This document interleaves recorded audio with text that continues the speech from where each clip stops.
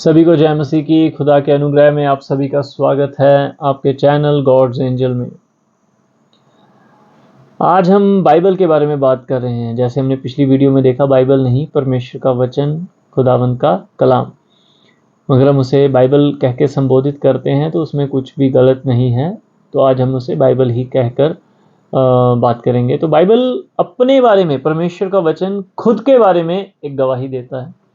बहुत सारी गवाहियाँ देता है, क्योंकि परमेश्वर खुद से आपको अपने आप को आप पर प्रकट करते हैं।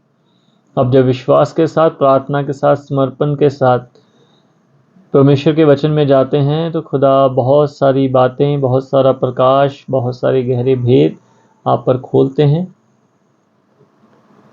तो आज तो हम बस इंडेक्स के बारे में बात करेंगे। जो किताबें हैं बाइबल में, 66 पुस्तकें हैं, उनके बारे में बात करेंगे। पुस्तकों के अंदर नहीं जाएंगे, पुस्तकों के बाहर जो इंडेक्स रहता है जिसमें पुस्तकों के नाम लिखे होते हैं, उसके बारे में बात करेंगे।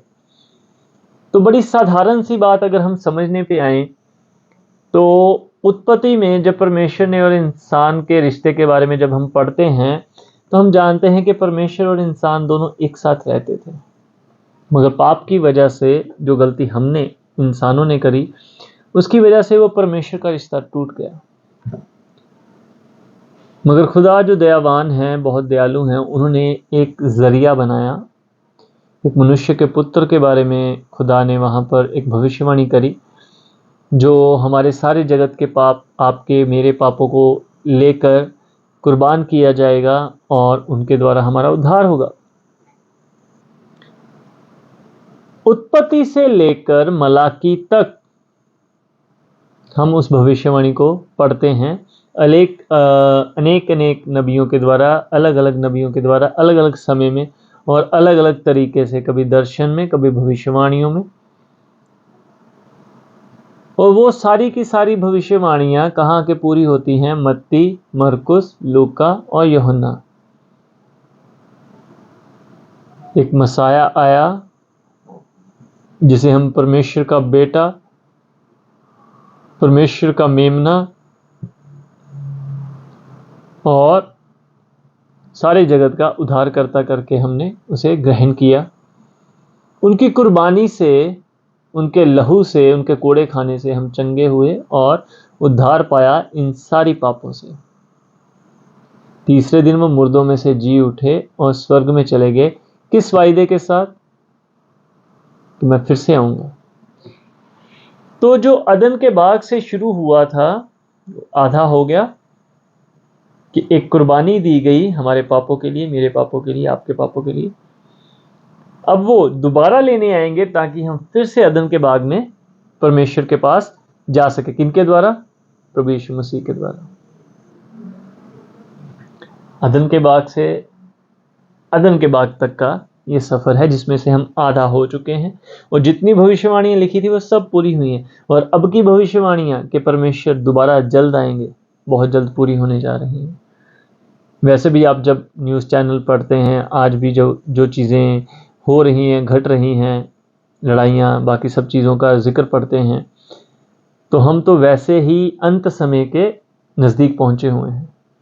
हमें आज इन सब चीज़ों पर गौर करने की ज़रूरत नहीं है कि देश देश पर लड़ाई हो रही है और बहुत सारी बुराइयां बढ़ गई हैं। नहीं, इन सब चीज़ों को देखते हुए हमें उस आज्ञा की चौकसी करने की ज़रूरत है जो प्रभु ने इन सब बातों से पहले कही थी।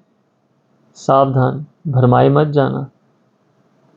तो आज हमें परमेश्वर के कलाम में, परमेश्वर के वचन में मजबूत होने की ज़रूरत है। आपके घर परिवार को मजबूत करने की ज़रूरत है, ताकि परमेश्वर के आने से पहले हम तैयार हों। वो जब आएँ, हर्ष और उल्लास के साथ हम आसमान में उठाए जाएं।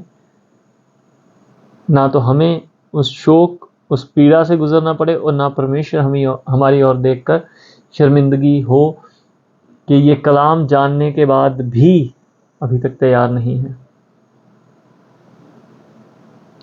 परमेश्वर के इस वचन के द्वारा मैं समझता हूँ खुदा ने आपसे बहुत सारी बातें करी और हम अपने सफ़र को आज भी शुरू कर सकते हैं और खुदा के आने से पहले अपने आप को, अपनी रूह को तैयार कर सकते हैं। अपने घर परिवार का, अपने दोस्तों में और जहाँ हम काम करते हैं उन लोगों में बचाने का ज़रिया बन सकते हैं। खुदा आपको इस्तेमाल करे और परमेश्वर सबसे पहले आपको अपनी शांति, अपने अनुग्रह से भरे।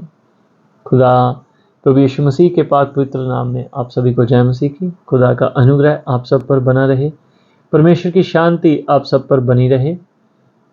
आमीन।